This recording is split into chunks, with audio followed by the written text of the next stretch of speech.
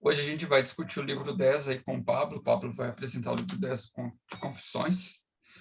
Mas antes de a gente começar a reunião, eu gostaria de dar alguns avisos. É que a gente precisa de alguém para apresentar o livro 12, que infelizmente o Gabriel não vai poder apresentar, então ele está livre. E aí, o livro 12, ele vai ser apresentado, acho que daqui 3 semanas. E nós precisamos de alguém para ficar com esse encargo. E o segundo aviso é que a gente vai fazer uma jornada de estudos em julho, na segunda semana de julho, sobre Agostinho, e a gente já tem até os nomes confirmados, 5 nomes, depois eu vou divulgar, porém a gente precisa de ajuda para organizar esse evento, esse evento de julho. Ele já está bastante encaminhado, muita coisa já está encaminhada, mas a gente precisa de idealizar algumas coisas, sei lá, organizar questões diversas relacionadas a ele, e a gente precisa da ajuda do núcleo aí para que esse evento possa acontecer da melhor maneira possível. Então, quem quiser contribuir com esse projeto, com esse evento, me avisa aí que eu posso adicionar aqui no grupo do Telegram que eu criei especificamente para esse evento. Então, já vou passar a palavra para o Pablo. Bom, então vamos lá. Como eu estava falando com o Tiago, primeiro eu peço desculpas aí por semana passada não ter podido apresentar e aí ter causado transtorno do adiamento, né, da reunião. Mas eu apliquei a vacina contra a Covid, a primeira dose, na sexta-feira, e aí no sábado eu tive reações, e aí não tive condições de apresentar. E em segundo lugar, repito o que eu disse da outra vez que eu apresentei, que não esperem muito, eu sou um mero leitor, não sou teólogo nem filósofo, nem nenhum estudioso do Santo Agostinho, eu só gosto de ler. E estou aqui tentando contribuir não só com o meu entendimento da obra dele, mas no que for possível para os outros também. E aí, finalmente, chegamos no livro 10, nos aproximamos aí do finalzinho das Confissões do Santo Agostinho.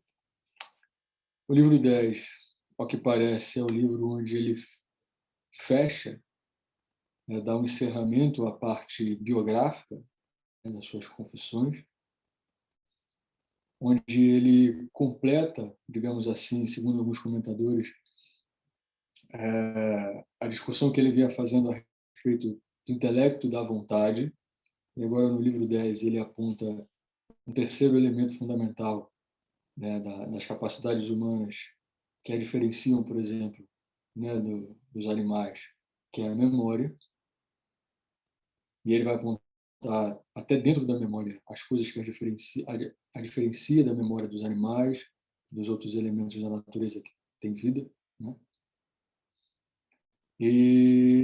Bom, e aí esse longo livro 10, um dos principais aspectos vai ser justamente fazer esse encerramento da parte biográfica das suas confissões e, digamos assim, dar um nó, né, ao que ele vinha falando desde o início. Então, alguns elementos acabam se repetindo de maneira mais profunda, como a questão do sumo bem, a questão da felicidade, a questão do encontro dessa felicidade de Deus. Ele volta aqui a fazer a pergunta que ele faz lá no início a respeito de, bom, eu deveria conhecê-lo para invocá-lo ou invocá-lo para conhecê-lo, né? Então, essa questão retorna aqui, agora com mais clareza e com maior definição. Então, bom, no geral, é mais ou menos esse ponto que chegamos. Alguns comentadores dividem o livro 10 em 3 partes. A primeira delas, as 3 partes são: uma, ele se perguntando a razão, né, não só se perguntando, mas explicando para o possível leitor a razão dele ter escrito as Confissões. O segundo ponto é a discussão a respeito da memória, né, e imbuído aí na discussão da memória, como que o homem pode se aproveitar dessa memória ou pode não sei se aproveitar seria a melhor palavra, mas pode, a partir da memória, ver a sua relação e a sua aproximação com Deus. E a terceira parte é já no finalzinho, bem no finalzinho, onde ele vai falar a respeito da concupiscência da carne, né? Não só da carne, da concupiscência no geral, né? Sobre as tentações em que aqueles que, mesmo buscando o bem, mesmo buscando a virtude, mesmo buscando a felicidade, a verdade, estão sujeitos a experimentarem o desejo do mal, mesmo na sua busca pela virtude e pelo bem. E aí a gente, então, entra no livro propriamente, né, no livro 10, e aí ele começa assim, eu queria ler aqui esse primeiro parágrafo, onde ele abre a questão da razão, né, do porquê ele está escrevendo as confissões. Estou no primeiro parágrafo, ele diz assim: ó Deus, tu me conheces, faze que eu te conheça, como sou por ti conhecido. Ó virtude de minha alma, penetra na minha alma, faze que ela seja semelhante a ti, para que a possuas sem mancha nem ruga. Esta é a minha esperança, por ela falo, e nessa esperança me alegro quando experimento uma sã alegria.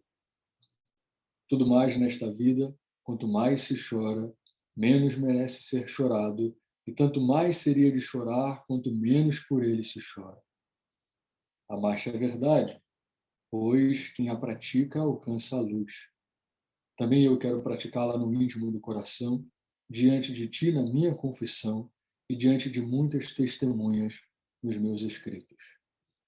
Então, ele introduz aí a questão da razão de ter escrito ou de estar escrevendo as confissões, apontando justamente para essa busca do conhecimento divino, que reflete no conhecimento de si próprio, e nessa comunicação não só a Deus a respeito dele próprio, porque Deus já o conhecia inteiramente, mais até do que ele próprio, ele vai falar isso quando ele vai falar da memória, mas também para que os outros, as testemunhas, né, que possam conhecer não só a vida dele, mas conhecer a obra de Deus na vida dele e com isso se sentirem esperançosos.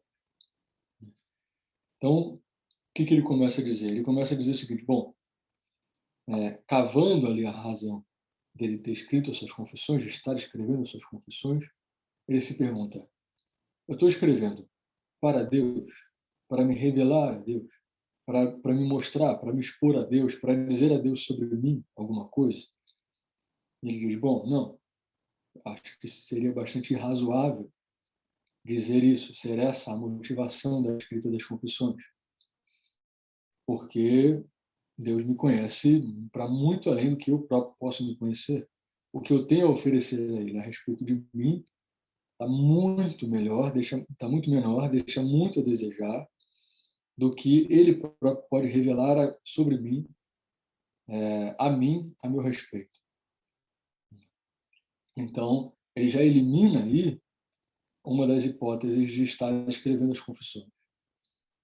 E aí, nesse sentido, quando a gente pensa na palavra confissões, né, nós nos confessamos diante de Deus, para Deus, expomos algo a Ele a respeito da nossa natureza, das nossas práticas, dos nossos sentimentos.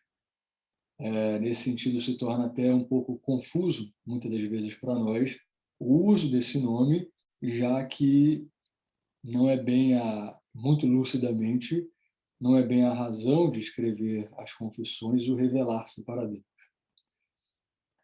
Segundo ponto, ele diz: bom, eu também não escrevo minhas confissões dirigindo as minhas palavras e os fatos da minha vida para os meus leitores somente, né? Não escrevo para alimentar a curiosidade deles, porque isso seria vazio, banal, fútil, perverso, até condenável, porque seria para um divertimento vazio de pessoas que não querem nenhum tipo de mudança, de melhora, de conversão, querem só ficar se divertindo com as fofocas da vida dos outros. De alguma maneira, a intenção de escrever as confissões seria, então, uma intenção edificante. E aí ele chega, então, à hipótese do que seria, então, finalmente, a razão de ter escrito, de estar escrevendo as confissões, que seria qual? Seria justamente ao ser lido por outros cristãos, eventualmente até por não cristãos, poder servir de exemplo naquilo que o Senhor e a sua misericórdia são capazes de fazer com o homem. Um homem que vivia, praticava, sentia e pensava tudo que Agostinho experimentava, também pode ser salvo e redimido e modificado, transformado pela obra salvífica do Senhor Jesus. E relatando isso, ele conseguia não só constranger corações que estavam se alimentando na lama, como também encher de esperança corações que estavam sofrendo com os seus pecados, com as suas dificuldades, né, com as suas tentações. Né, olhava então Santo Agostinho para os relatos da vida dele, para tudo que Deus fez com ele, e com isso conseguiam ter esperança nos seus corações. E a partir disso, ele conseguia dar o outro passo, que é, a partir do que ele conta e toca o coração de outras pessoas a respeito da obra divina na vida dele, essas pessoas lançam para Deus louvor. Né? Então, com a obra das confissões, não só ele louva a Deus, mas auxilia com que outras pessoas louvem ao Senhor, à sua misericórdia, ao seu amor, ao seu poder, aos feitos, às suas obras. Né? Então ele consegue ter esse duplo sucesso, né, digamos assim, com a redação das confissões. Né? Então ali do primeiro ao quinto parágrafo, ele vai se dedicar justamente a fazer essa investigação da razão de ter escrito, de estar escrevendo as confissões 10 anos após a sua conversão. Aproximadamente 10 anos após a sua conversão. E aí, logo em seguida, né, depois desses 5 parágrafos que é a menor parte do livro 10, ele adentra na parte mais extensa, e provavelmente também a mais densa, mais difícil, que é na parte da discussão a respeito da memória. Né? E é uma parte que já carrega consigo tudo que ele falou até ali das confissões, todas as teses dele a respeito, né, da natureza humana, a respeito da ação divina nessa natureza, a respeito do pecado. Né? Tudo aparece ali na memória, a memória como uma espécie de rainha das faculdades humanas. Bom, e aí eu juro que eu vou tentar falar alguma coisa que preste. Não estou brincando, eu vou tentar, assim, a partir do que eu li, comunicar alguma coisa. Né? Comunicar alguma coisa a respeito disso. Então eu vou tentar ir devagar. Bom, ele começa identificando o seguinte. Começa identificando que a memória ela é, por excelência, o resguardo, um ambiente não localizável, e é interessantíssimo, talvez eu até fale isso mais tarde, eu não programei falar, mas talvez caiba falar, de como que o Santo Agostinho adianta, sobretudo quando ele fala da memória, uma série de aspectos psicológicos que só vão ser organizados como psicológicos lá, né, na segunda metade do século XIX, já início do XX, por vários autores, que vão aparecer como descobertas, como inovações, mas que Santo Agostinho não só já falava, como ele primeiro falou a respeito dessas coisas. Como, por exemplo, a identificação ou a suspeita de que haveria determinada função, determinado acontecimento na psique humana, na natureza humana, que apesar de demonstrar guardar elementos, esse guardar jamais poderia ser identificado. O local onde esses elementos são guardados jamais poderiam ser identificados. esse local não seria material, né? É claro que hoje a gente sabe que a memória tem seu lugar, né, no cérebro, né, no órgão cerebral, mas, mas eu não digo aqui somente da memória, e ele também não estava falando somente da memória, mas de elementos dos afetos, né, dos sentimentos, das sensações, da linguagem, que pareciam não estar muito bem, apesar de resguardados, mas não estavam em um local específico onde se poderia localizar, encontrar, apontar, né? E aí ele diz o seguinte, ele falou, a memória, ela é sede das nossas sensações, ela é sede dos objetos inteligíveis, né, das coisas que parece que nós aprendemos e guardamos, e depois ele vai falar um pouco melhor sobre que, na verdade, nós não aprendemos sobre essas coisas, de alguma forma, já estavam em nós apenas as identificamos, né? Somos, digamos assim, lembrados delas, a respeito da existência delas, do que elas são. Por fim, essa memória também é a sede de uma lembrança, de alguma lembrança de Deus. E, e aí vamos primeiro a respeito das sensações, né? Ele começa a identificar que nós, por exemplo, temos sensações físicas como a queimadura, ou temos sensações físicas é, prazerosas ou desprazerosas, várias, né? Perfumes, coisas que vemos, coisas que sentimos na pele, coisas que saboreamos, e que mesmo na ausência desses elementos, dessas ocorrências, é perfeitamente possível recordar desses elementos e dessas recorrências, dessas ocorrências, né? E não só perfeitamente possível recordar disso, mas recordar trazendo a, quase que a mesma sensação, como se aquele objeto estivesse ali na sua frente, como se aquela ocorrência estivesse outra vez, né, passando sobre a sua vida, né? E ele fala, ele se espanta com o poderio da memória. Eles vão ver, veja só como que a memória é não só excelente, mas como ela é poderosa, que ela é capaz de trazer a, com vivacidade aquilo que já nem é mais vivo, né? A gente não, você não está mais sentindo o cheiro do lírio, o lírio não está mais na sua frente, mas ainda é possível sentir o cheiro do lírio e mais, não é só possível sentir o cheiro do lírio, mas é possível sentir e lembrar de tudo que você sentiu quando você sentiu o cheiro do lírio. E aí ele começa a falar do quanto que é possível buscar essas sensações, o quanto que muitas das vezes essas sensações, a lembrança dessas sensações, junto das sensações, vem a reboque ou a despeito, né, da nossa vontade de lembrar disso, né, da nossa busca por isso. Então, nesse primeiro momento, quando ele está falando da memória das sensações, ele faz meio que uma avaliação é, mais objetiva e mais geral, primária, digamos assim, dessa faculdade, que é a faculdade da memória.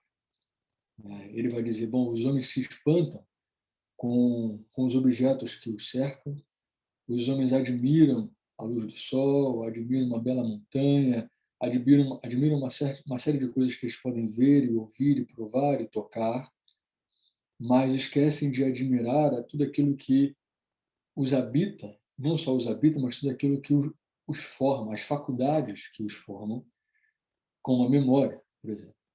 Ele quase que faz uma conclamação a dizer: olhem para a memória, olhem a capacidade, né, que Deus nos imbuiu, né, de lembrar e reviver coisas tanto excelentes como mais, e que, bom, parece que só nós podemos vivenciar isso.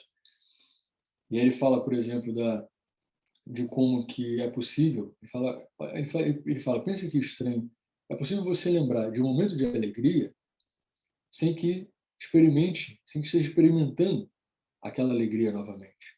E se alegrar da mesma forma como se você estivesse experimentando. Assim como é possível você, ao contrário, né, experimentar, lembrar de um momento de dor e lembrar sorrindo, lembrar com tranquilidade, apesar daquela lembrança ainda estar viva, né, na sua memória, você não mais sentir a privação, o desprazer e a dor que aquela lembrança parece que ofereceria, né? Então ele faz meio que um mapeamento geral do enigma que seria essa faculdade que é a memória. Tratando disso, ele passa então para a questão dos objetos inteligíveis. Ele vai dizer: bom, eu olho para uma pedra e como sei, quando eu olho para uma pedra, que ela é uma pedra? Não só porque eu aprendi muito cedo a nomeá-la como uma pedra, a saber que aquilo era uma pedra, mas porque o tempo todo, quando eu me deparo com ela, sem que eu vá buscar isso, sem que eu me pergunte por isso, eu já sei quase que intuitivamente que aquilo ali é uma pedra, né? A minha a minha memória trabalha, né, enquanto, digamos assim, eu durmo, né, trabalha enquanto eu vivo, sem que eu precise, em diversos momentos e em diversas situações, estar recorrendo a ela conscientemente, ativamente, para saber a respeito daqueles objetos, né? Então, ele fala sobre a matemática, sobre a linguagem, sobre as línguas, né? Sobre é, o nome das pessoas, inclusive sobre o próprio nome.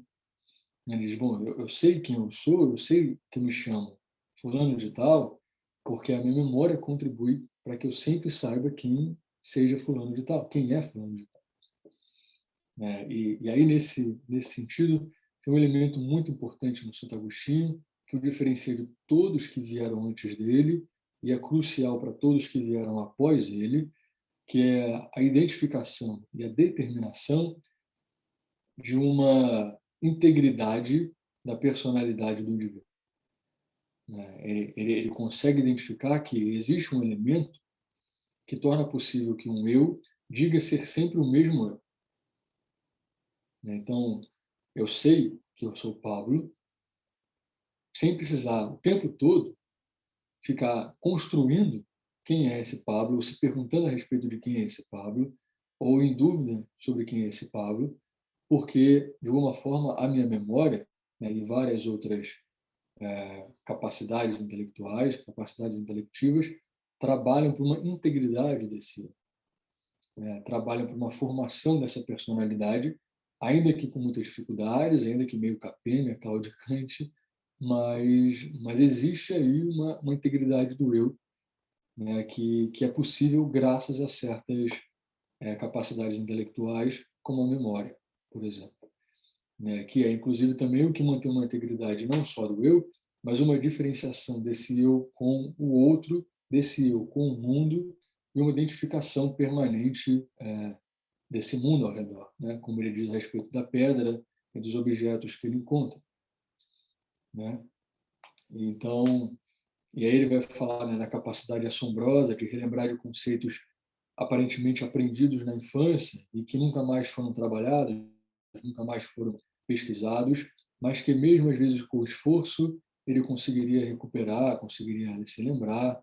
E é aí onde ele vai falar como que, né, então parece que na verdade nós não aprendemos a respeito das coisas, nós lembramos, somos lembrados, né, dessas coisas. E aí, bom, eu não li isso em comentador nenhum, apesar de ter lido alguns comentadores, mas eu lembrei muito, e posso estar errado, talvez o Eliabe possa nos ajudar nisso, o quanto que isso me lembrou o próprio Platão, né? A própria ideia dele, a própria teoria dele da reminiscência, né? Que as coisas não são aprendidas, as coisas são lembradas. Enfim, e aí dito isso, né? Passando da questão das sensações na memória, passando da questão dos objetos inteligíveis, ele vai passar justamente para a questão da participação da memória na busca de Deus e na identificação de Deus.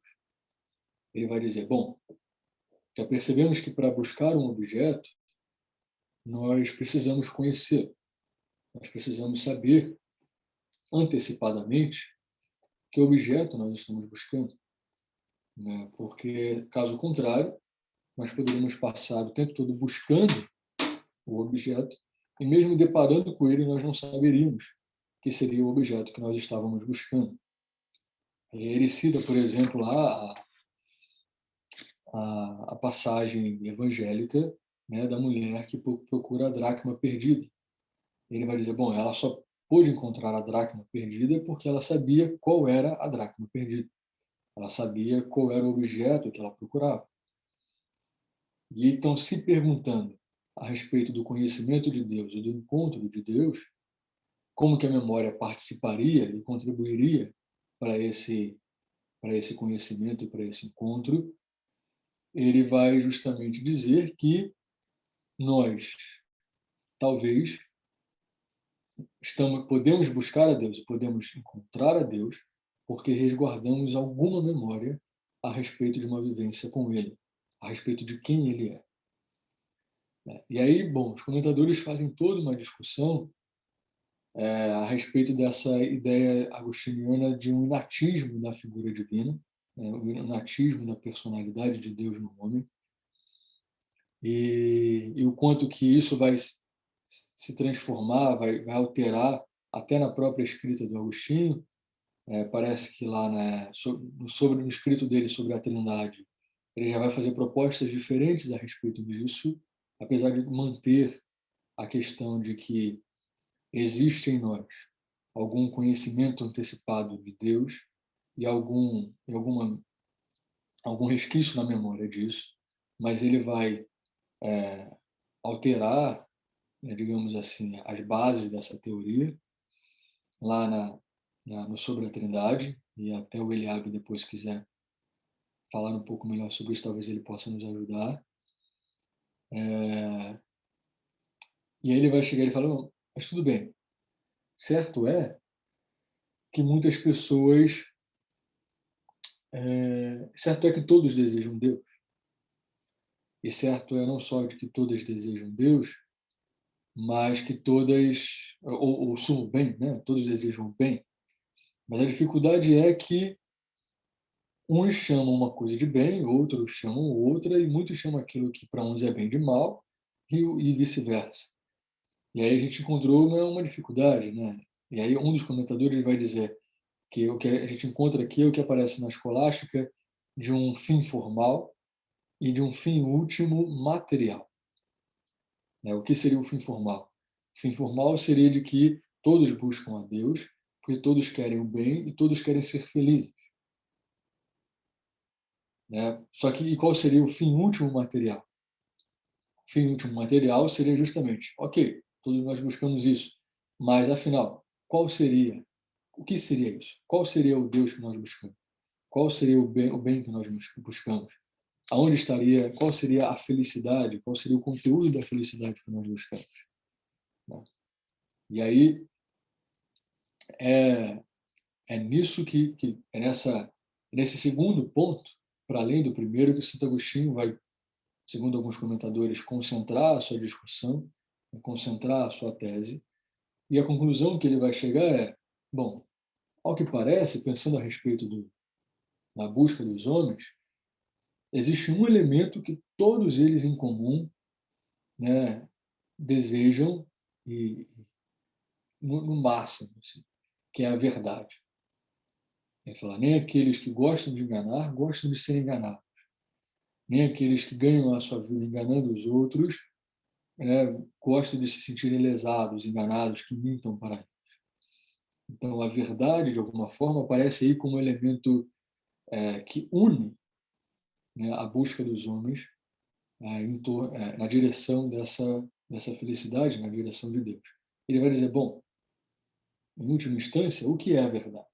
A verdade é Deus. Se todos os homens buscam a verdade, se todos os homens desejam a verdade, se todos os homens, a despeito do pecado e a despeito de tudo que interfere nessa busca pela verdade, nesse desejo pela verdade, se todos eles amam a verdade, então, na verdade, então está imiscuído aí, né, tá de alguma forma tapado por esse nome de verdade, por essa busca à verdade, a busca por Deus, né? Então, Santo Agostinho acaba concluindo, né, fazendo essa análise da memória, que o elemento universal que revela a tendência para a busca a Deus dos homens é o amor pela verdade. Mesmo entre aqueles que, por exemplo, ao ouvirem a verdade ou a se depararem com a verdade, reagem a ela de maneira animosa, de maneira odiosa, de maneira belicosa, a negam e tudo mais, mesmo isso se deve justamente porque eles a amam. E esse amor, de alguma forma, pesa tanto sobre eles, é tão insuportável, essa verdade é tão insuportável para eles, que faz com que eles reajam com essa animosidade, que faz com que eles reajam dessa maneira. Então, nesse sentido, o que o Santo Agostinho diz é, mesmo naquelas ações e naquelas interpretações que parecem contrárias à verdade, elas só reforçam que todos os homens, unanimemente, amam e buscam a verdade e nela amam e buscam Deus, né? Sem conhecer, e aí essa é a diferença que ele vai começar a estabelecer a respeito do conhecimento prévio de Deus, ele vai dizer, bom, parece então que nós temos um conhecimento prévio de Deus e uma memória disso e uma busca em direção a isso. Mas nós conhecemos o que nós não temos, porque o pecado tirou de nós, é um delineamento a respeito de quem é esse Deus, de como é esse Deus e do que ele nos pode proporcionar. E é isso que, lá no final do livro 10, ele vai mostrar como a necessidade da revelação encarnada de Deus para que nos conferisse uma visão, né? E aí, como Paulo fala, ainda que como no espelho, né? Mas uma visão de quem seria esse Deus, de quem seria a verdade, de quem seria esse bem, a que tanto amamos e a quem tanto buscamos, né? E é a forma como ele termina lá o livro 10 que eu já adianto, porque me parece que entra bem aqui nessa segunda parte, onde ele está fazendo uma análise da memória, né? E falando sobre a participação da memória na relação entre o homem e Deus.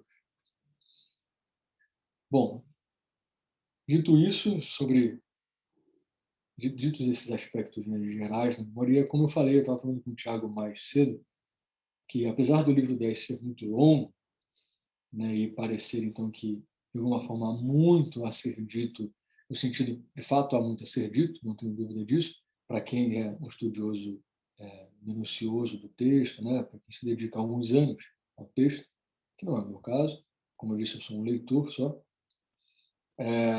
mas são detalhes muito grandes dentro do mesmo aspecto, né?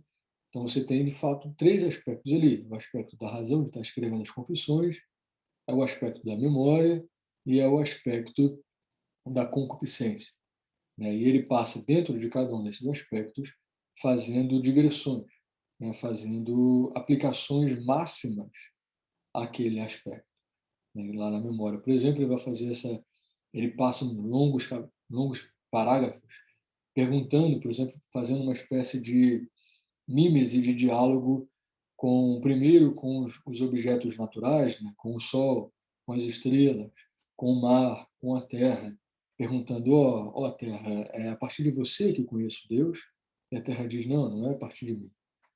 Ó sol, é a partir de você que eu conheço Deus? Não, não é a partir de mim.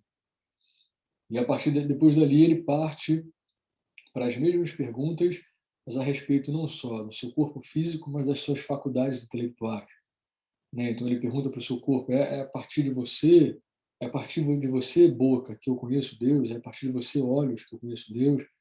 E esses elementos responderiam para ele: não, não é a partir de nós que você conhece Deus, né? Então, nesse sentido, volta ao que eu estava dizendo, ele passa longos trechos desse livro, fazendo uma aplicação bastante detalhada e belíssima, né, a esses elementos, como o elemento da razão, o elemento da razão de escrever o livro 10, as confissões, da memória e, por fim, da concupiscência, né?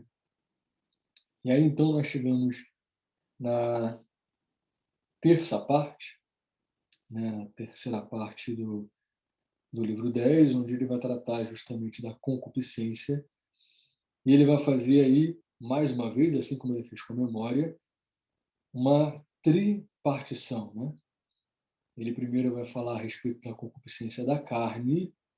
Aliás, antes de fazer essa tripartição, ele vai dizer, bom, ok, nós entendemos que nós vimos até aqui o que Deus é capaz de fazer na vida de um homem, e vocês viram a partir da minha própria vida, porque eu expus. Mas vocês viram também, vocês estão vendo, que a partir, apesar da obra divina na vida do homem, de um homem, enquanto aqui na Terra, né?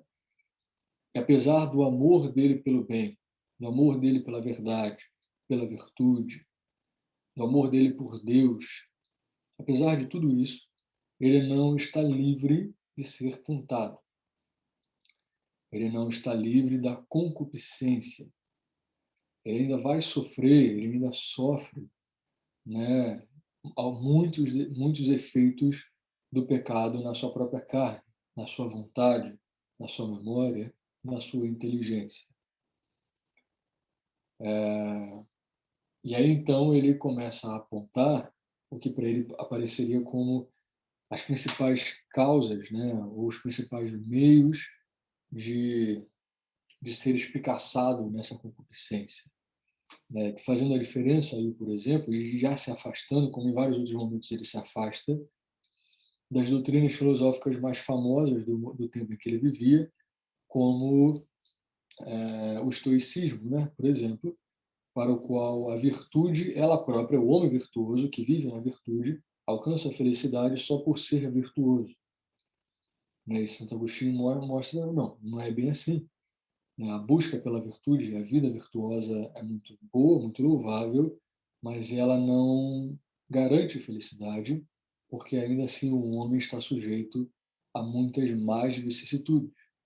Não só más vicissitudes externas, exteriores a ele, que fogem ao seu controle de maneira mais clara, né, como adoecimentos, tragédias, guerras, fome, luto, mas vicissitudes interiores, vicissitudes da sua alma, né, suas tentações.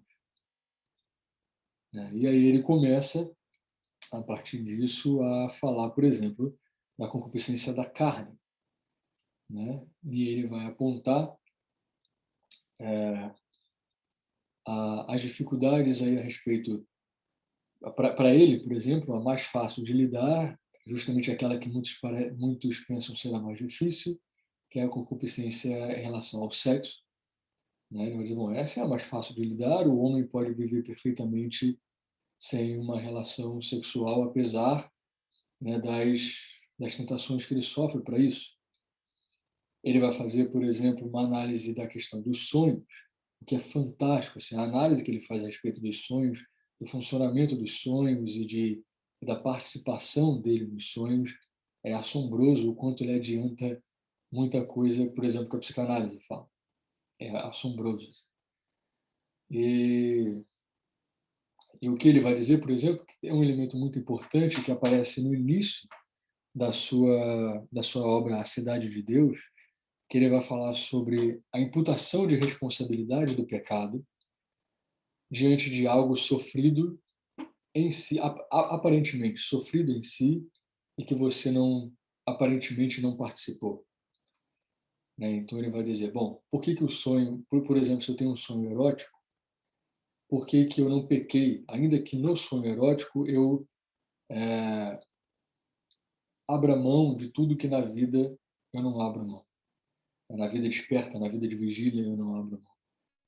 Ele diz, aquilo não recai sobre mim como responsabilidade e como peso de culpa do pecado, porque bom, eu estava de fato a minha ação consciente de vontade, de participação naquilo, a minha ação consciente de vontade e participação naquilo não estava atuando, né, durante os sonhos. Então, por conta disso, eu estou livre de receber a culpa disso. E aí eu lembrei, quando eu estava lendo isso, quando ele trata dessa questão do sonho, lá do The City Day, né, da Cidade de Deus, onde ele fala do caso das freiras que estavam sendo abusadas pelos soldados, pelos bárbaros, e muitas se suicidando por conta do que elas haviam sofrido, da tragédia que elas estavam sofrendo. E ele se pergunta, ele faz a pergunta a elas, fala: olha, eu entendo o sofrimento de vocês, mas eu quero que vocês fiquem seguros de que a santidade de vocês não está na carne. A vida beata de vocês não está no invólucro carnal, mas está na alma, está no coração. E isso não pode ser alcançado por aqueles que violam vocês. Vocês permanecem santas diante de Deus, vocês permanecem beatas diante de Deus, apesar da violência sexual que vocês sofreram. E aí ele se pergunta, mas aí, ele diz, né, genialmente, a psique humana, sem usar a palavra psique, mas ele diz, a psique humana é tão complexa, né, a nossa alma e a nossa vontade é tão delicada, tão complexa, que pode muito bem ter acontecido e acontecer, e diante do sofrimento de um ato de violência, ainda mesmo com todo o terror, horror e assombro desse ato, pode muito bem acontecer de, num caso ou outro, haver, em algum momento, ainda que inconscientemente, uma certa, um certo prazer naquilo que está acontecendo, se perceber tendo prazer naquilo. E ele vai dizer, bom, e aí nesse sentido, sinto dizer, recai sobre você participação, recai sobre você culpa no ato.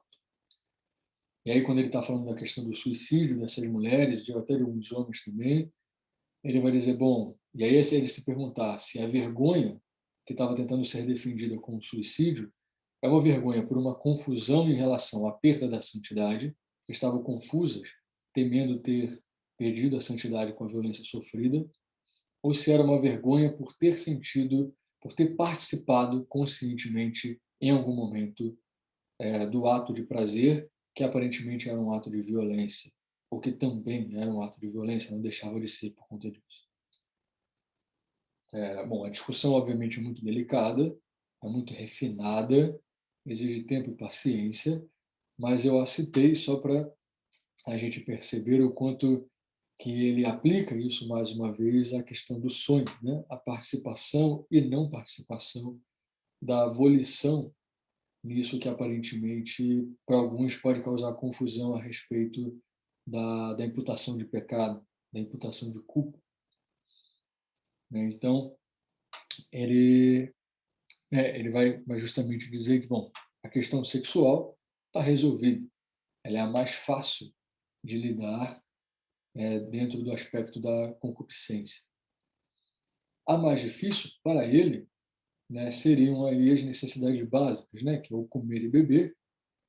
E além do comer e beber, tem uma que também é muito interessante, que ele aponta como dificultosa, né, como difícil, que é a música, né? Não só ali, mas em vários outros textos ele vai falar, até mesmo de maneira um pouco belicosa a respeito da música, como algo que pode desviar a atenção e o coração completamente da divindade, da vida santa, né, da vida devocional, e se concentrar só nos aspectos musicais e o que aquilo causa de sensações e pensamentos e desejos no nosso coração.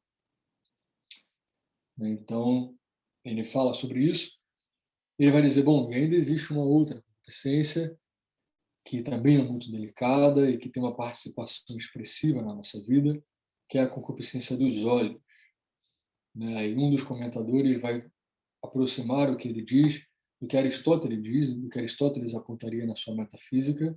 E aí eu estou seguindo o que o comentador falou e eu ainda não li a metafísica, infelizmente. O Eliabe, por favor, me corrija se eu falar bobagem. Mas ele vai dizer que, bom, assim como Aristóteles considerava os olhos como o principal meio de obtenção do conhecimento, o Santo Agostinho parece considerar os olhos como o principal meio de corrupção, né? Como o principal meio de, a, de atiçar a nossa concupiscência, né? Inclusive por meio dele que até mesmo o comer e o beber muitas vezes se tornam atitudes concupiscentes, né? Não só pela vontade e necessidade de comer e beber, mas até os próprios olhos acabam contribuindo muitas vezes para isso. E a gente não pode esquecer aqui de quantas vezes na narrativa bíblica, né, aparece com vários personagens os olhos, a visão, o ver aparecendo aí como posição de destaque para a perdição ou até a salvação de determinados personagens em determinadas situações, né? A gente não pode, acho que talvez o primeiro que vem à nossa mente seja o próprio Davi, né? O quanto que um olhar dele tocou profundamente na sua, na sua alma, na sua vontade concupiscente, e ele anuiu aquela vontade. E esse é um elemento também importante, né? Que um dos comentadores fala bastante sobre isso, como que o Santo Agostinho, em momento algum, condena a vontade humana, mas o que ele condena, aliás, condena a vontade humana, não, condena a concupiscência por si só, né? Mas condena principalmente a participação da anuência do homem nessa concupiscência, né? Então, o problema não é só sentir o desejo pelo mal, mas é anuir esse desejo, é participar ativamente desse desejo, né? O que seria talvez aí o maior causador de dificuldades, o maior causador de problemas, o que configuraria propriamente dizendo o pecado, né? E nesse sentido até aproximaria de alguma forma a vida de vigília à vida de sono, né? O que estaria para fora da vida de sono, que é a participação naquilo que é cometido, agora na vida de vigília está pode ser mais um fator de risco, né? É um fator a mais de problema para o indivíduo. E por fim, né, por último, dentro aí do aspecto da concupiscência, ele vai dizer, bom, nós falamos até agora de dois elementos interiores do homem, né? Que é a concupiscência da carne e a concupiscência dos olhos, que tem participações exteriores, mas principalmente participação interior. Mas existe ainda um outro elemento que está muito associado à, à vida social, né? À vida em sociedade, que é a ambição secular, que é o desejo por honra, por reconhecimento, por posição, por poder, por a ganância, né? O desejo por uma série de elementos que aparentemente são muito virtuosos, aparentemente são muito louváveis, mas que na verdade escondem e crescem, florescem, né, na terra da concupiscência, né? Crescem, florescem na terra do pecado, né? O que está ali alimentando aquelas posições, aqueles movimentos, aquelas conquistas é não um amor a Deus, mas é sim um amor a si próprio, um amor e amor à vontade e ao olhar dos homens, né? E é mais um assunto que, bom, a vasta obra, né, da Cidade de Deus trata basicamente, grosseiramente falando, disso, né, de como que a culpa da queda de Roma seria não porque Roma passou a adorar a Cristo, mas justamente porque ela, pensando adorar a Cristo, sempre adorou muito a si própria, né, as suas honras, a sua posição, o seu poder, a sua ganância, aos aos seus cargos, aos seus cálculos, aos seus domínios, e com isso ela foi à ruína, né, porque ela amou as coisas, os objetos, amou a criatura no lugar de amar o seu Criador. Então, né, nesse fim, né, do livro 10, o elemento que o Santo Agostinho vai se concentrar aí como fundamental na concupiscência, de participação da concupiscência humana e na concupiscência humana, seria essa ambição secular, né? E aí, tudo isso, como ele sabe, né? Tudo isso, como ele descobre, tudo isso, como ele pode dizer para o outro, a partir da memória. Seria a memória que forneceria para ele não só, ou né, não só não porque não é pouco, né? Mas a memória não só apontaria para Deus, não só revelaria a ele a vontade determinante, a vontade máxima de Deus, o encaminharia a conhecer esse Deus, mas a memória também permitiria conhecer as coisas a respeito de si e as coisas a respeito do mundo que contribuem para o maior conhecimento de Deus, o maior conhecimento a respeito da vontade de Deus, o maior conhecimento a respeito de si diante de Deus. Né? Então, o Santo Agostinho funda de maneira definitiva, influenciando autores até no século XX, até inclusive esse momento que vivemos. Ele funda essa com a sua teoria da memória, da com a sua tudo que ele fala a respeito do intelecto, da vontade. Como eu disse lá no início, ele funda uma espécie de firme teoria da identidade humana. Né? Ele diz o eu pode ser o eu que é, porque ele, por exemplo, tem uma memória que o recorda o tempo todo a respeito de quem ele é. Ainda que ele não se esforce em buscar isso, ainda que ele não precise trabalhar para ficar recordando quem ele é. O Santo Agostinho diz, por exemplo, eu não preciso ficar repetindo o meu nome para que eu saiba que quando chamarem Santo Agostinho, eu vire e olhe. Né? Intuitivamente, eu já sei que eu sou Santo Agostinho, porque, porque a memória trabalha sem que eu saiba, sem que eu precise, junto dela, trabalhar. A memória trabalha para isso, em meu favor. Né?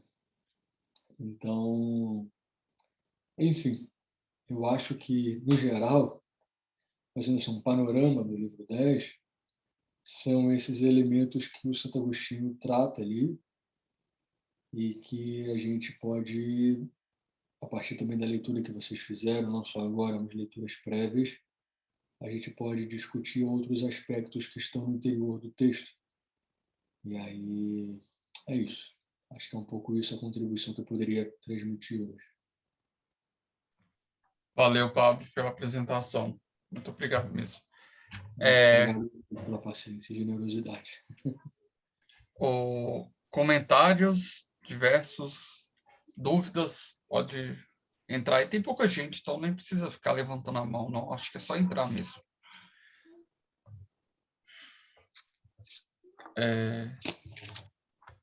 Se alguém tiver algum comentário, pode entrar. Mas eu fiquei pensando um pouco nessa leitura também, além dessa questão também do Platão, reminiscências, que parece ter um diálogo, talvez, se essas ideias agostinianas poderiam até trazer alguma influência sobre o que a gente chama de conceitos a priori, ou um conhecimento inato, algo que vai ser discutido no racionalismo, tipo Descartes, Kant, posteriormente, sobre esses conceitos que estão na memória, né, que Agostinho fala, porque a gente só pode conhecer algo se a gente tem esse conceito inato na nossa memória, porque a gente não pode conhecer, sei lá, um determinado objeto sem saber o que esse objeto antes, né, de tê-lo pela experiência.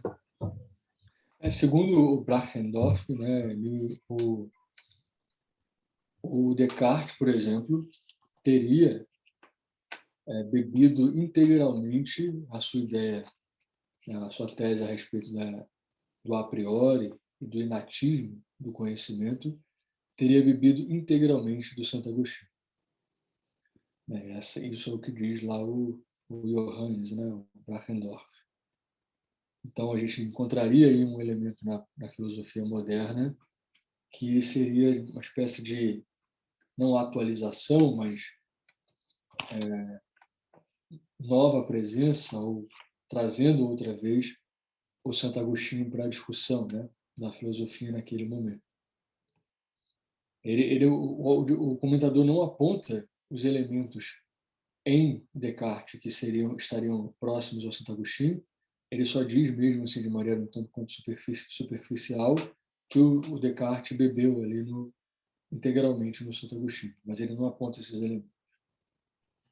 É sobre a ideia de infinito, né? Que está mais presente e mais forte no livre-arbítrio. Porque a pergunta que Agostinho responde, de algum modo, no livro 10º, como você tocou,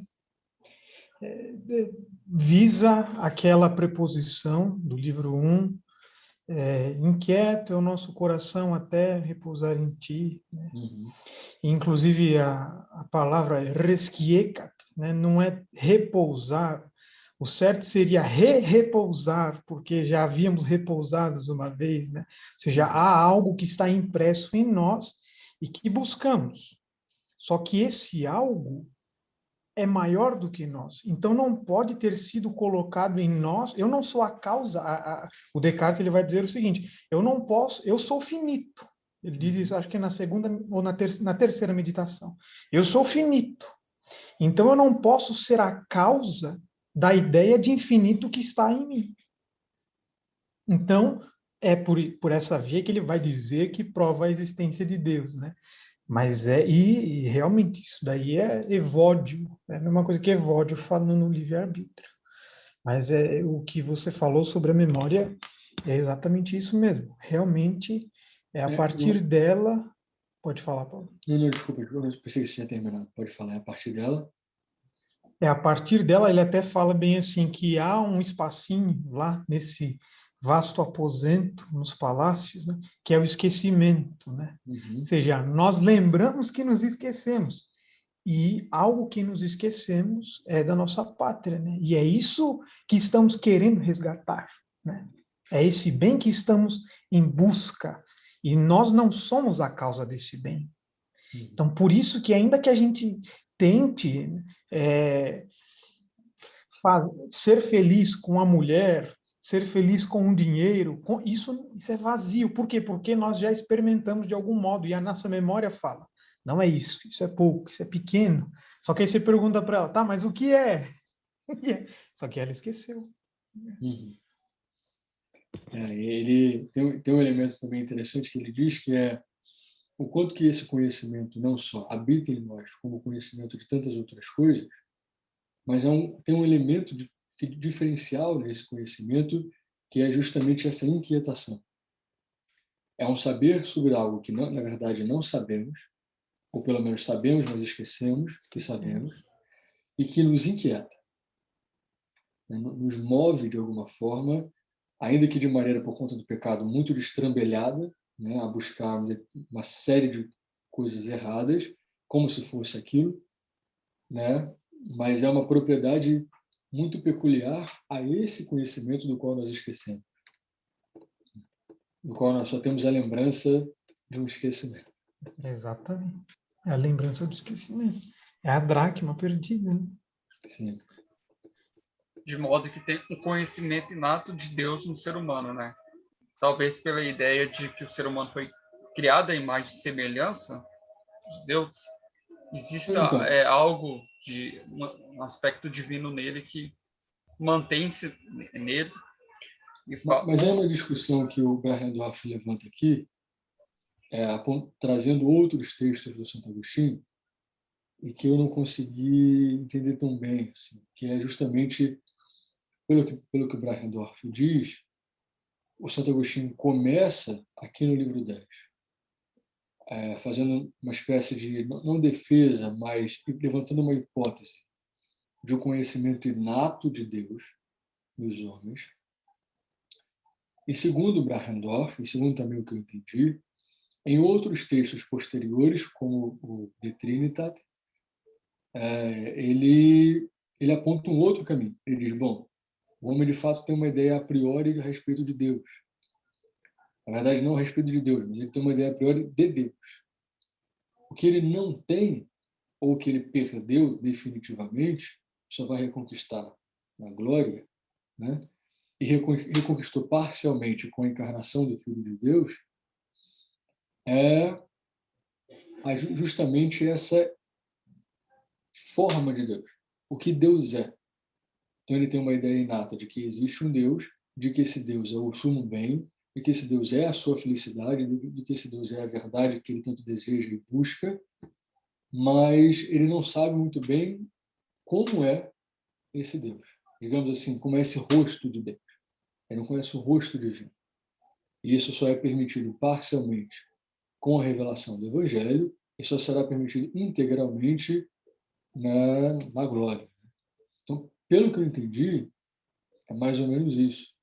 Mas eu queria, inclusive, até falei já isso lá, e eu repito, eu queria, não sei, vocês que estão mais inteirados na leitura da filosofia, da teologia, entender melhor se é realmente isso que ele está dizendo.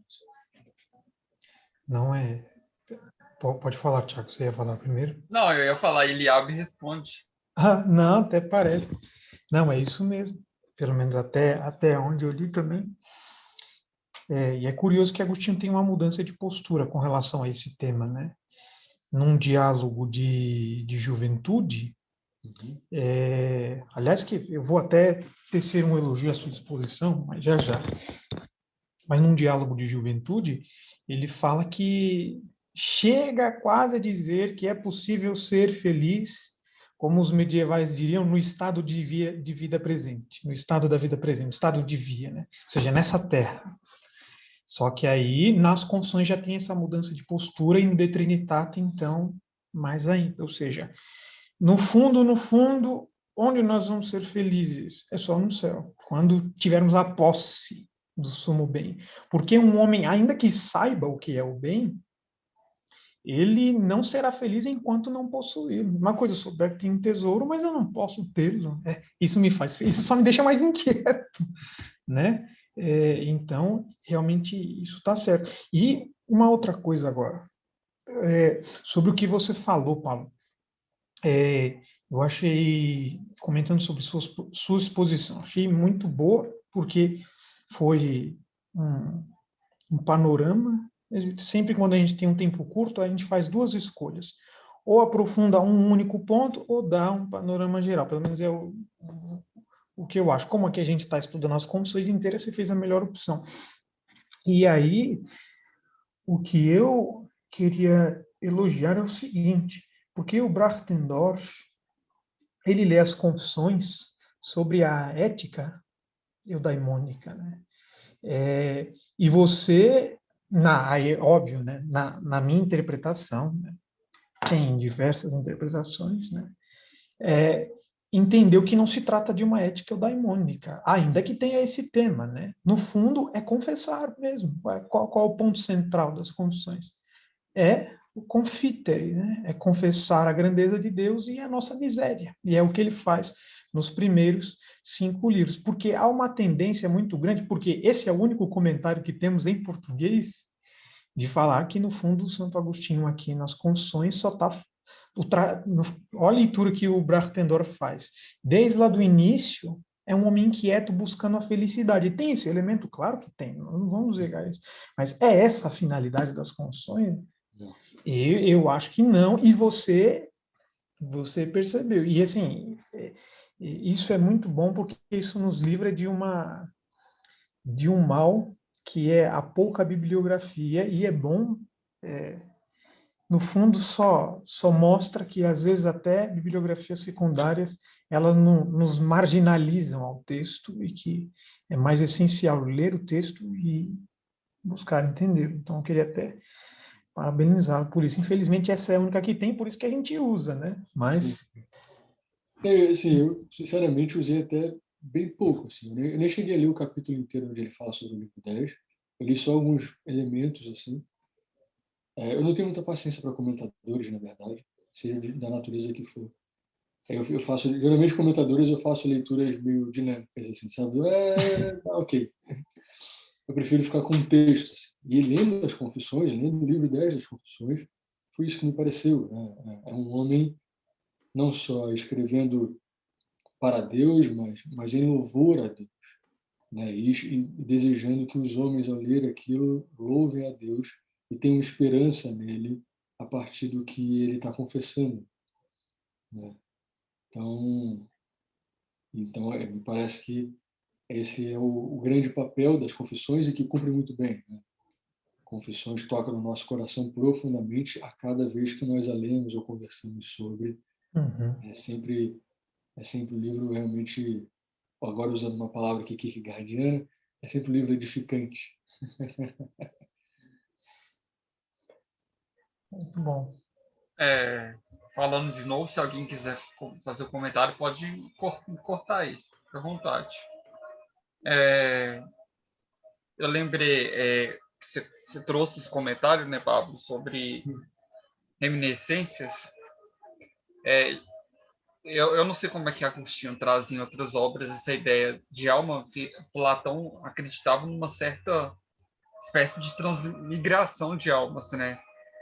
Almas passadas, quer dizer, uma alma que teve vidas passadas e aí ela pode ter essa questão, o conhecimento ele é rememorativo, que você vai lembrando aquilo que você perdeu ao longo dessas vidas, né? Uhum. E é claro que para Agostinho isso é errado. Acho que para qualquer cristão, menos Orígenes, eu acho, né? Mas Orígenes deu uma escorregada lá, né? Gênesis é bom. Mas isso é uma falha de pensamento. Mas como é que o Agostinho acreditava, por exemplo, essa questão aí se a alma foi criada junto com o corpo, ou foi criada antes, ou... Que eu acho que esse tema, na verdade, tem a ver com isso também. Só acho, né? Tem, e Agostinho não respondeu essa daí, não, hein? É Pois verdade é, mesmo. quem fala justamente da abertura que Agostinho deixa para isso, que ele de fato não respondeu, quem fala bastante sobre isso é o Etienne, né? O Etienne Gilson. Ele tem um capítulo belíssimo a respeito dessa questão da alma em Santo Agostinho. E ele conclui o capítulo dizendo que fala, olha, Santo Agostinho não concluiu a questão, não deu resposta nenhuma para a questão. Uhum. Mas, por exemplo, tem diálogos como De Quantitate Animae, sobre a grandeza da alma, né? Que fala que conhecer é rememorar, né? Também. Uhum. Nesse sentido, ele é totalmente, não no mesmo sentido que Platão, Sim. mas ele traz uns traços, né? O que, Esse diálogo é brilhante. o que me faz pensar esse lado platônico no sentido mais de utilizar a filosofia platônica para explicar um conceito do evangelho, não no sentido de ser platônico essencialmente, porque não tem como, né? Até porque essa base de transmigração de almas não rola. Mas essa ideia é porque o ser humano foi criado à imagem e semelhança de Deus originalmente. Essa é a estrutura ontológica do ser humano. E a condição da queda é uma condição, é uma alteração nessa estrutura original do ser humano, de modo que ele perde, né, esse conhecimento de Deus por causa do pecado. E talvez é nesse sentido que Agostinho também queira trazer essa rememoração daquilo que foi esquecido pela alma do homem, porque o ser humano foi criado à imagem e semelhança de Deus. A base do homem é essa, e é algo que o Agostinho sempre toca, né? Ser humano é imago Dei. Uhum. Tá muito chique. Estrutura ontológica. O cabra não tá fraco, não. Às vezes a gente tem que inventar alguma palavra, Não, falar bonito, utilizar discursos filosóficos. Eu estava me lembrando É inevitável para mim, né? Óbvio, mas assim como é inevitável para vocês lembrarem dos autores que vocês estudam.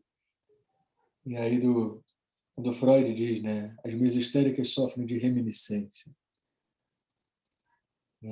Que é justamente como você citou, Eliabe, que é o verdadeiro conhecimento, na verdade, é reminiscência. Né? E se aproxima muito, né, daquilo que o Freud começa a identificar no adoecimento das histéricas e, né, dos neuróticos no geral, um pouquinho mais tarde, a respeito da participação disso, que é sabido, mas vive como não sabido. Né? Usando aqui uma terminologia bem psicanalítica, né? É um sabido não sabido, e que atua adoecendo. né? Atua não só adoecendo, mas às vezes atua em mecanismos de repetição, né? Que começa a fazer parte justamente da estrutura de personalidade de certos indivíduos. Né? Então, por exemplo, ele cita lá além do princípio do prazer, se não me engano, se não me falha a memória, ele vai falar do caso das pessoas que dizem, poxa, eu sempre me relaciono com mesmo tipo de pessoa e tenho os mesmos problemas. Por quê? Por que eu não consigo me livrar disso? Por que isso se repete na minha vida? E aí, bom, ele vai, obviamente, dar as explicações dele, mas é justamente um dos elementos, é justamente a atuação permanente desse sabido não sabido, que não é reconhecido e que, por falta de reconhecimento também, ele acaba tendo uma força ainda maior, uma inquietação ainda mais profunda, né? É que então aparece aí esse elemento bem agostiniano, ou talvez bem Não. platônico, na teoria freudiana, que mais uma vez não é nada de novo, só ganha uma organização distinta para um propósito distinto. E exatamente, Paulo. E às vezes a gente até ignora, assim, a minha percepção, esse elemento, né? Porque isso foi notado recentemente, mas já tinha sido dito por Agostinho, né? Que a consciência, eu não sou, eu sou muito mais do que penso. Eu sou cada ato de sensação. Eu sou isso que estou vendo agora, eu sou isso que vi e nem sequer me dei conta do que vi. Ou seja, eu sou um monte de coisa que está aqui, que um monte de sensações, um monte de apreensões. Eu toco, aquilo é impresso em minha alma. Eu sinto algo, eu sinto o cheiro de algo, eu vejo, eu ouço uma música, mesmo não querendo ouvir, passando por um lugar, e isso tudo compõe o que nós chamamos de existência. Né? E muita coisa fica, ó, né? Porque muita coisa, fica sedimentado, né? Porque isso se dá num fluxo chamado vida, né? E às vezes a gente não se atenta que no fundo é uma coisa que é complexa, que é filosófica e que no fundo é isso, é compreender isso. Aí tem aquelas frases clichês, né? Eu sou eu e minhas circunstâncias. Não quer dizer isso. Né? Ou então o Russell vai dizer que é na quinta investigação lógica, consciência como consistência fenomenológica do eu empírico, ou seja, consciência como a corrente de vivências, tudo que eu vivo, tudo que eu sinto, isso é o que eu sou. E aí tem um elemento importante, e talvez esse seja um dos diferenciais de percepção do Freud, né, e da instituição da clínica, que é justamente pensar o quanto que esses elementos que vão sendo sedimentados na nossa vida, eles retornam, alguns deles, em determinados momentos e com forças distintas, retornam. Mas, tanto em alguns casos por certas predisposições, tanto em alguns casos pela força daquele momento em que aquilo consegue alcançar. Né? Então, por exemplo, a questão da psicose, né? Ou da loucura, vamos dizer assim, de maneira geral. O que já é hoje consentido é de que ninguém torna-se louco, ninguém enlouquece. Não acontece um elemento na sua vida que te torna louco. A psicose, a loucura, é uma coisa perene na vida de um indivíduo. O que acontece é que determinada situação vivida, com determinada força, sem que nada contribua para que aquilo não aconteça, faz com que a loucura venha à tona, né? Com elementos diferentes. É o que... Perdão, pode ir. Não, porque, inclusive, você vê pessoas que viveram a mesmíssima situação, debaixo das mesmas circunstâncias, e não tiveram os mesmos resultados. A gente vê muito isso, por exemplo, como Freud viu, né, na guerra. Pessoas que viveram os mesmos, ou pelo menos aspectos muito aproximados, mas que tiveram, uns adoeceram de tal forma, outros não adoeceram, outros adoeceram de outra forma, né? E, bom, afinal, então, o que determina isso? O que determina que um adoeça e o outro não? O que determina que um adoeça de tal maneira e o outro dessa outra? Né? E aí uma das coisas que ele afirma é, ó, não é a biologia. A biologia não participa disso. Estamos fora do âmbito da biologia. Né? E aí ele vai justamente tentar entender melhor isso e vai encontrar aspectos da personalidade humana, né? Aspectos da psique humana que contribuem para isso. E que o Santo Agostinho, muito refinadamente, já percebia, só que, como eu disse, né? De maneira diferente, com alguns elementos diferentes. Mas, como você bem disse, não só a psicanálise, mas toda a psicologia do 19 e do 20 deve muito, e muitas das vezes, desgraçadamente, acabou deturpando muito o legado de grandes homens e grandes mulheres, né? Grandes nomes da nossa história. Né? Não, sim, é isso mesmo. Estou aqui pensando. Mas é como esse tratado da memória é importante para a gente. Igual você falou, no caso de um psicótico, né? É alguém que não consegue distinguir algo da memória de uma sensação real, né? E aí ele pensa, um esquizofrênico, né? Pensa realmente ouvir algo. Julga que porque ele não consegue distinguir algo que já foi impresso na sua alma, não é que algo vem, fala na sua cabeça, não é algo inexistente, mas algo que já foi apreendido pela alma e é algo que você tocou hoje, né? É a vivacidade, aquilo vem com uma vivacidade, vem forte, ele não consegue distinguir se é uma sensação, ou seja, se é algo que vem do exterior, ou se é uma memória, e emite um juízo. Nossa, estou ouvindo algo. Ele perde a capacidade, né? Um dos elementos fundamentais, por exemplo, da psicose, continuando nela, é que ele perde justamente essa capacidade de aplicação, digamos assim, da sua energia vital, para não usar a palavra libido, da sua energia vital, a aplicação dela em objetos exteriores e até mesmo em si próprio, mas com a participação desses objetos exteriores. Então, quando ele, por exemplo, ouve uma voz, e que ele de fato ouve, a gente não duvida disso, ele ouve uma voz, e aquela voz parece tão real, ele não consegue distinguir que aquela voz é uma voz que ele parece ouvir e não ouve realmente, é justamente porque, segundo certas teorias, ele concentrou em si a totalidade da sua energia vital, da sua libido. E já não há mais escapatória, ele não consegue mais dizer, não, eu sou esse aqui, essa voz aqui não é minha.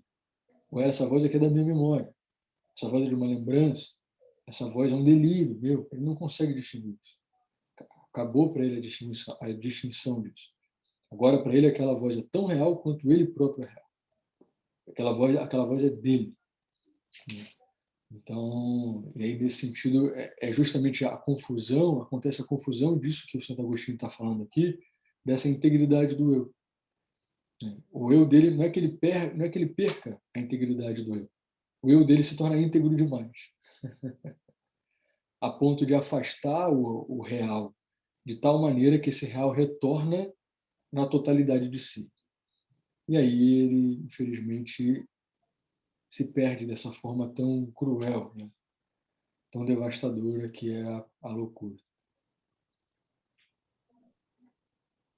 E vale pensar também como a separação do Agostinho para os outros pensadores mais modernos é como nós padecemos o problema do racionalismo impregnado em nossas atividades, em reduzir todo o fenômeno a apenas ao seu aspecto racional, enquanto Agostinho parece ser muito mais humano de se sentar com o louco ou qualquer outra pessoa e perceber que ela é muito mais do que uma pequena parte do seu eu. Sim. Porque às vezes eu acho muito fria assim, a abordagem profissional, excetuado ainda os casos em que é necessário que a pessoa tome algum medicamento, que é algo mais sério ainda, a via profissional é uma, que é até uma linha tênue, mas a separação entre o profissional da mente, ele tem que ser um pouco mais frio, ele precisa ser um pouco mais formal, da capacidade de auxílio que as pessoas ao redor têm e que é o que Agostinho faz. Ele não, tomando o que ele apresentou, ele não nega o médico, só que ele traz uma responsabilidade de que todos precisam passar por esse processo de revisitação ao mais íntimo do seu ser, não apenas olhando para si, mas para entender também o outro. Porque todos nós formamos uma unidade orgânica transcendental, assim, que parece que é baboseira, mas é simplesmente o retorno ao Éden, de que está tudo interligado. Só que nossa visão, talvez muito mecânica e racionalista, é não, eu preciso entender a causa do meu problema para resolvê-lo. Só que muitas vezes não tem uma causa, é que está tudo em desarmonia. Nós tentamos estabelecer uma paz onde não é possível ter paz. Então todos vão ter que carregar um pouco da sua loucura até que essa libertação venha. Então, assim, o que Agostinho apresenta, eu não vejo ser tanto valorizado hoje assim, como um alerta, ele nos dá uma visão mais próxima da Bíblia e, portanto, mais próxima da verdade, porque ele ainda é daquelas pessoas que defendem que a vida é real. A vida não é um processamento racionalista que se transforma em um relatório que é lido, estudado e processado. É algo muito mais. Então, assim, a memória não é, para a gente, parece uma peça de uma máquina. É um HD. Então, como é que nós vamos fazer a engenharia da mente? Não existe engenharia da mente. Não dá para fazer. A mente tem a sua parte técnica, tem a sua parte racional, só que ela é muito mais do que isso.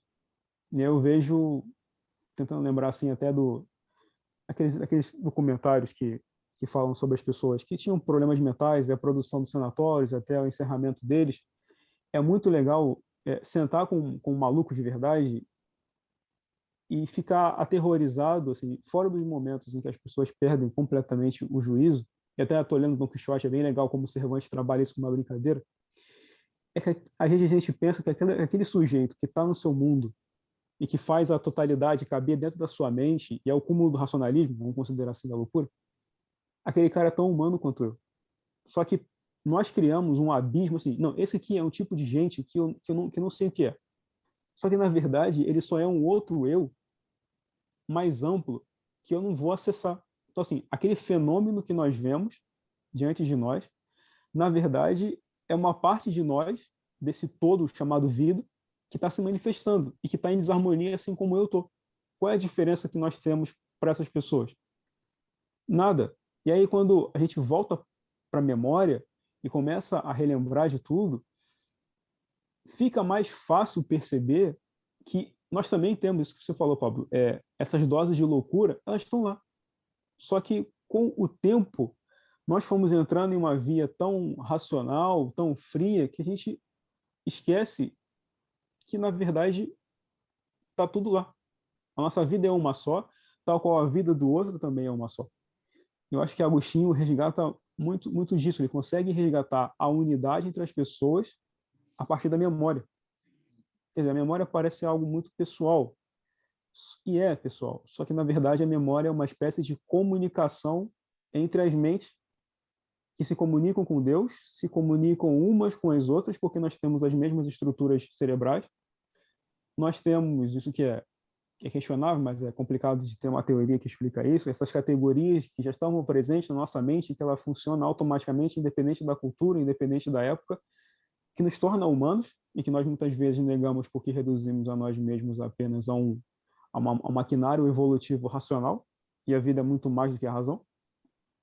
E quando nós nos deparamos com esse fenômeno do outro, que está com a sua mente completamente embaralhada e para nós parece um louco, é por vezes assim, acessando a memória, que nós nos aproximamos do cara que está distante de nós, que é o maluco. Porque assim, conversar com o maluco, por vezes, é conversar com a nossa própria memória embaralhada. Eu acho assim, que o Agostinho me ensina, eu aprendi assim, ver com ele melhor explicado, porque a explicação dele é muito boa. Essa humanização, que quando nós acessamos a memória, é como se a gente pudesse conversar com um Adão. E ao entender esse Adão, quando nós olhamos para o outro, é como se a gente ainda estivesse dentro dessa mesma figura chamada Adão. Ele está ali. Então, parece que eu mergulho dentro de mim, mas o que Agostinho nos convida é mergulhar na unidade da raça humana. E tem um pedacinho dela dentro da sua memória. Eu acho isso muito bizarro. Acho que foi meio confuso meu comentário, mas é isso, é entender a nós mesmos e acabar entendendo o outro. Que não tem nada a ver com a gente, mas na verdade tem, porque somos todos parte da mesma raça e ligados à mesma vida. Ainda que em tempos diferentes, não importa a época. Mas a vida é uma só. Então todos passam por esse mesmo processo, têm a mesma estrutura, e no fim somos todos iguais sendo diferentes. É meio estranho. Mas, sei lá, acho que tinha me chamado a atenção.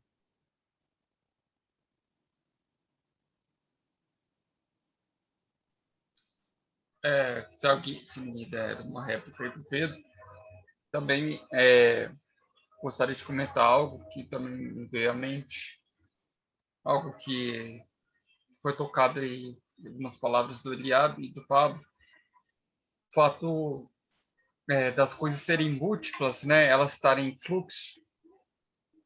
E aí tem um trecho aqui que Agostinho vai tocar, né, nesse livro. Ele vai falar da multiplicidade das criaturas e da criação. A criação é múltipla. E aí, enquanto que a alma se derrama para isso, ela se torna desintegrada, porque ela não encontra uma unidade em nada. Então, ela tem uma vida partida. Inclusive, isso é a causa também do que a gente pode entender até como ânimo dobre, né? Porque se entrega para as criaturas e a criatura não pode responder essa demanda por unidade da alma. E aí é apenas Deus sendo um e sendo três ao mesmo tempo, né? E é apenas Deus que pode responder isso e trazer de volta a unidade da alma. Isso lembra uma outra obra kierkegaardiana, pureza de coração, é desejar uma coisa só. Porque ser puro, no fim de tudo, é encontrar a simplicidade da alma que ama uma coisa só, se lança para uma coisa só, deseja uma só coisa, e isso é pureza, né? Se a gente até falar aqueles termos químicos, né? A gente fala de que substância composta é mistura entre duas substâncias. Substância pura é uma só substância, né? Isso vale para a nossa alma também. A nossa alma, só Deus pode resgatar a própria unidade da alma, que pode encontrar uma integração de todos esses problemas que a gente vê na sociedade. Sei lá, me parece que a gente sempre polariza no mundo. A gente nunca consegue encontrar unidade em nada. A gente se divide, sei lá, em racionalismo, empirismo, e entre vários polos, e a gente até aquela ideia lá do Kierkegaard de infinito, a gente não consegue ter uma vida sábia que consiga refletir esses dois polos, porque a nossa alma não consegue encontrar uma unidade em Deus em que a gente possa ter uma vida sábia que, sei lá, esses aspectos que parecem diferentes, polarizados, possam Mas ser tem um detalhe, unidos. mas tem um detalhe aí, Tiago, desculpa te cortar, só para não esquecer, que apesar da gente não conseguir, na maior parte das vezes, ter uma vida que reflita esse aspecto do infinito e do finito, da composição, da atuação dessa composição, ainda assim, essa composição existe e pesa sobre a nossa vida o tempo inteiro. E aí isso reflete nas nossas decisões, nas nossas volições, né, nos nossos feitos, e sofremos as consequências negativas e positivas disso, ainda que com esforço não consigamos refletir isso, ou através da negação tentemos nos afastar dessa realidade, né? Como faz o materialismo, como faz o racionalismo, como faz diversas linhas de pensamento e prática de vida. Então, acho que é um detalhe bem importante também nessa questão, me parece.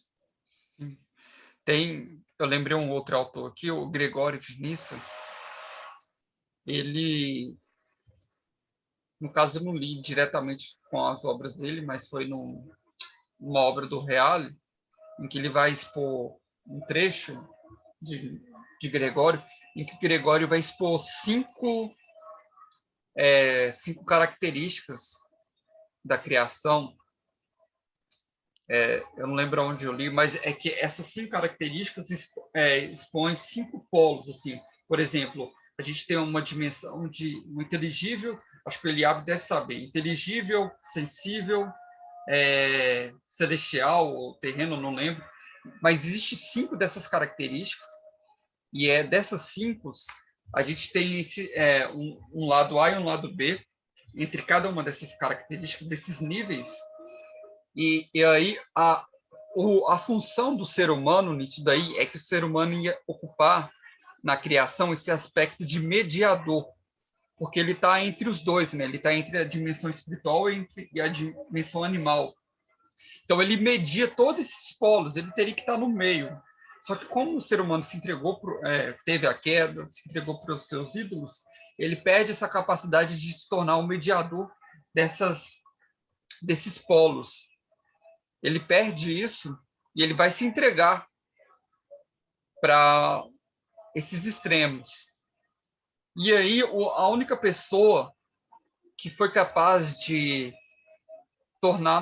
se tornar mediador desses aspectos foi o próprio Cristo, apenas Cristo, que ao se encarnar ele recupera esse papel do próprio homem, não no sentido de mediador entre Deus e os homens, nesse sentido da salvação, mas de ocupar esse espaço de regente da criação, que é um espaço também de mediador entre esse aspecto animal, aspecto espiritual, aspecto inteligível, sensível, e apenas Cristo consegue recuperar isso, e por meio dele a gente pode ter essa posição de volta, algo que a gente não consegue por nós mesmos.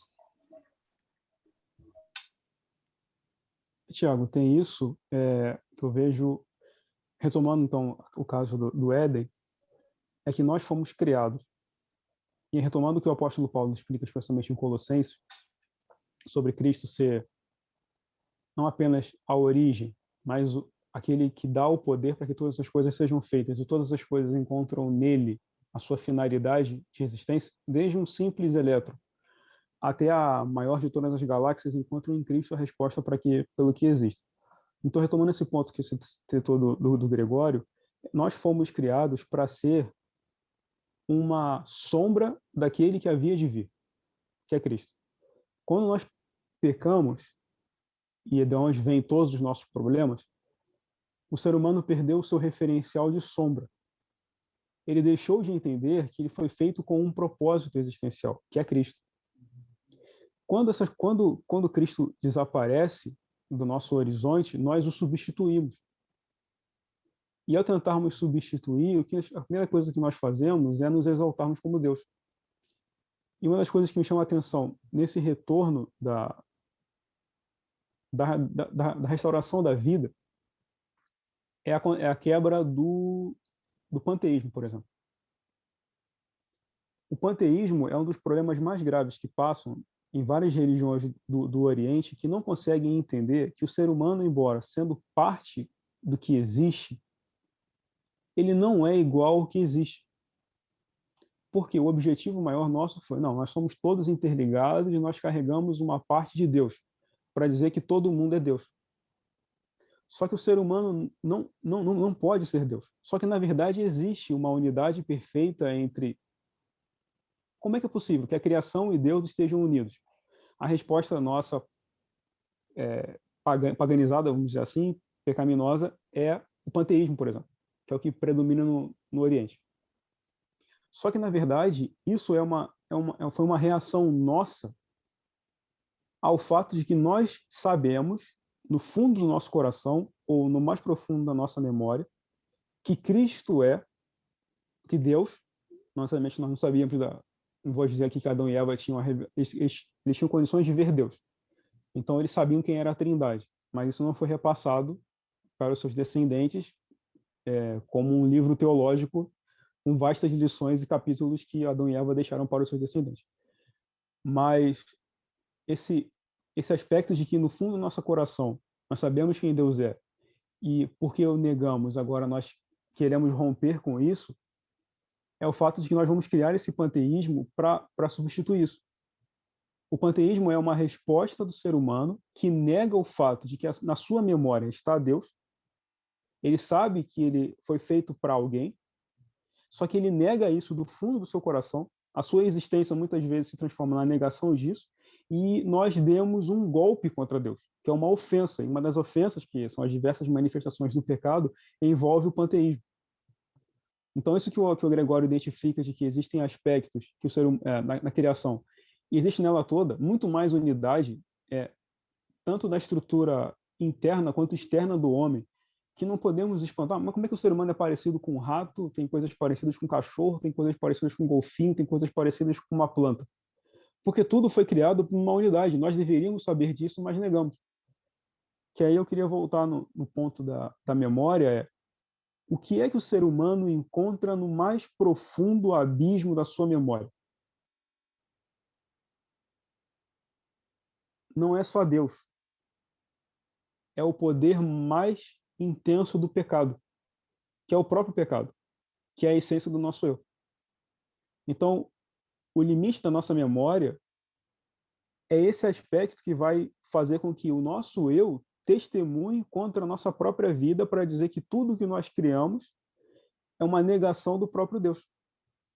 Então, esses aspectos que o Gregório reconhece são fatos, são assim, óbvios, ululantes, que estavam diante de nós, e nós não fomos capazes de reconhecer, porque guardamos no fundo da nossa alma a negação de Deus.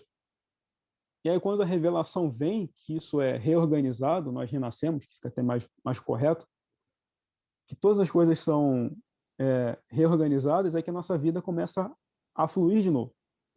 E aí não só a memória passa a funcionar, mas esses aspectos que você citou, Tiago, de identificar na criação, de fazer a mediação, volta a fluir. E nós passamos a nos comportar, de fato, como prepostos do grande mediador que é Cristo. E tudo fica mais fácil. Parece que a vida fica mais prazerosa, a vida fica mais simples, porque paramos de brigar com a criação e passamos a ter uma vida mais harmoniosa com ela.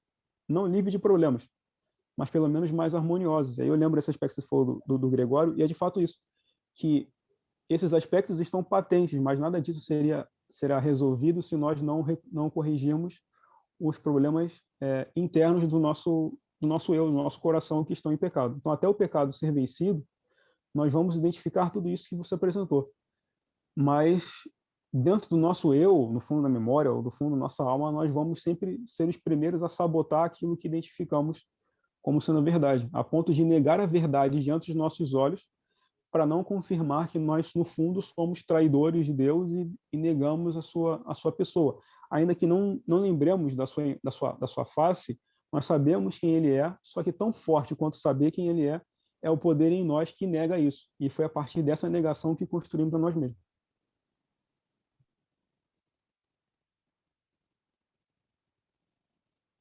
A citação ao Nelson Rodrigues aí foi boa.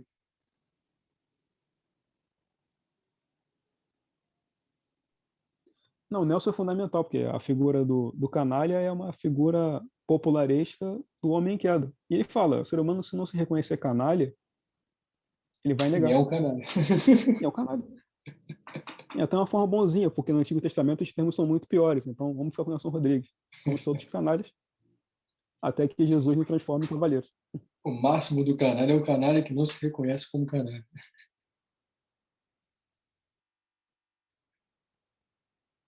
Que é o pecador mais rebelde, né? Se a gente pudesse fazer uma classificação hierárquica ou qualitativa do pecado, diríamos que aquele que não reconhece-se como pecador, como que precisa de Deus, de salvação, de redenção, seria, digamos assim, o máximo, né, da rebeldia, do pecado. O próprio Satanás. Mas talvez o Satanás ainda seja um pouco mais cavaleiro do que nós. Nós somos Deve bem ser. ralé. Ele deve ser menos covarde que a gente. Sim. Outra palavra cara ao Nelson Rodrigues.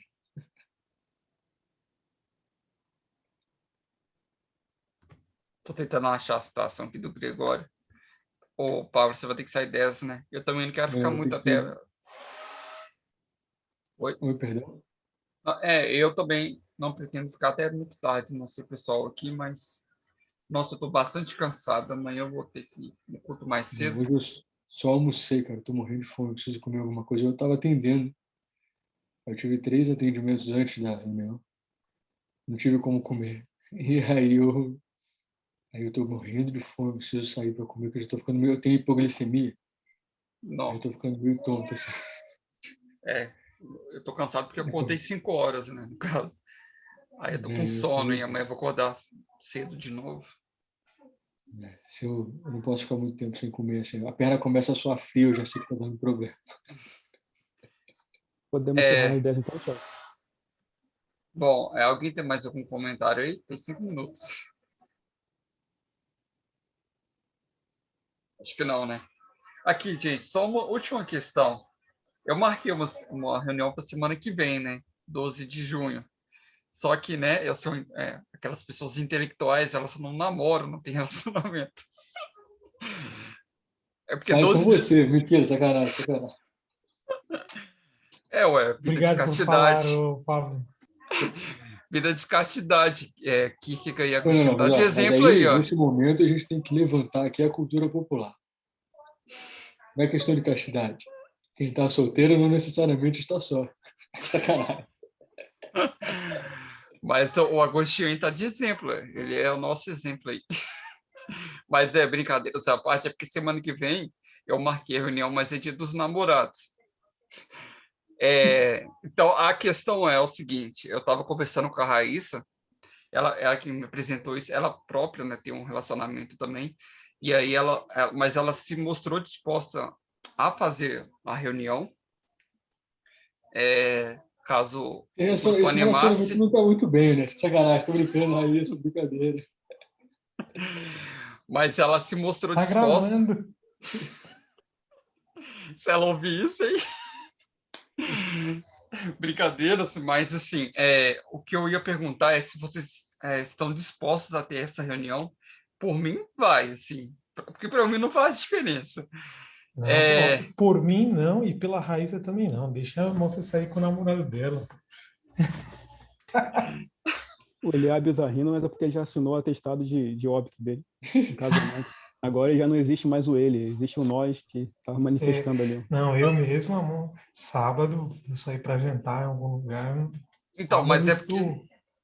é porque tem uma dificuldade maior aqui, porque se eu cancelar também com a Raíssa, a gente agora só vai ter um sábado livre, que é no dia 3 de julho. E aí, julho já vai ser um mês muito apertado, e é mês de férias, assim, eu não quero colocar mais uma coisa para julho.